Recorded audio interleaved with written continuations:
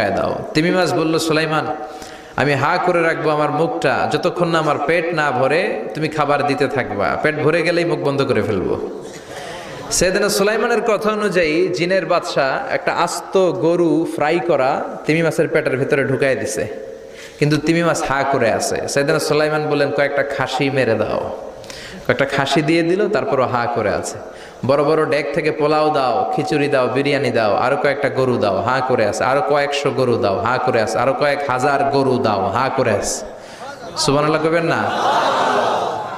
দিতে দিতে 1 কিলোমিটারের খাবার নাই, 2 কিলোমিটারের খাবার শেষ, 10 কিলোমিটারের খাবার শেষ, 20 কিলোমিটার শেষ, 30 কিলোমিটার শেষ, 40 কিলোমিটারের খাবার শেষ। এখনো তিমি মাছের মুখটা হা করা আছে না নাই? সাইয়েদনা সুলাইমান সেজদায় পড়ে গেলেন, ডেকে বললেন, আল্লাহ আমি বুঝি নাই গোটা বিশ্বের সবাই